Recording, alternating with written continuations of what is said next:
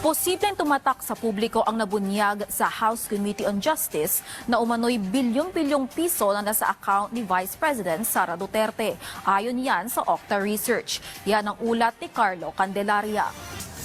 Sa pinakahuling survey ng Octa Research nitong March 19 hanggang 25, lumalabas na 69% o 7 sa bawat 10 Pilipino ang pabor na ituloy ang proseso ng impeachment laban kay Vice President Sara Duterte. Bagamat mataas ang awareness sa buong bansa na nasa 87%, kapansin-pansin ang pagkakaiba ng suporta sa bawat rehiyon. Pinakamataas ang pabor sa impeachment sa Visayas na nasa 83% na sinundan ng Metro Manila sa 81%.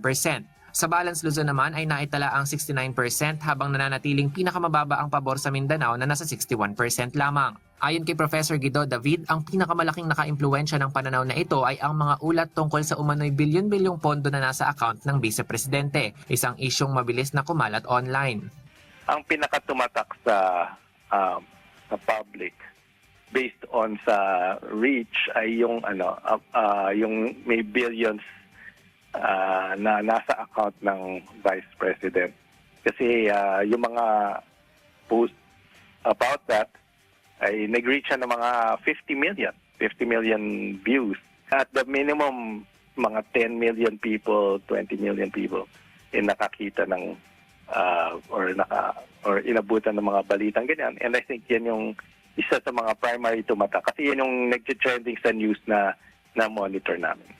Bukod sa usapin ng pondo, binigyan din ni David na nakikita ng publiko ang pangangailangan para sa pantay na hustisya. Malaki rin umano ang epekto ng social media viewership ng mga content patungkol sa usapin ng impeachment. Dahil dito, posibleng magkaroon din ng pagbabago sa tinatawag na political calculus o diskarte sa Senado, lalo na't may mga bagong pangalan ng lumulutang na posibleng kumalaban sa bise para sa 2028 elections. At this time, may mga lumalabas ng mga pangalan na nagpapakita na competitive sila against the Vice President in scenarios sa 2028.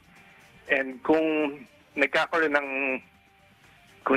ito ng doubt sa mga tao na yung Vice President ay sure na maging Pangulo sa 2028, ganun din siguro sa mga ibang senador, baka magkaroon din sila ng doubt na kung sino yung magiging front runner sa 2028, and it could change the calculus sa Senate voting pagdating sa impeachment.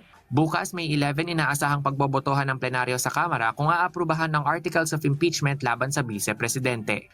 Carla Luis Candelaria para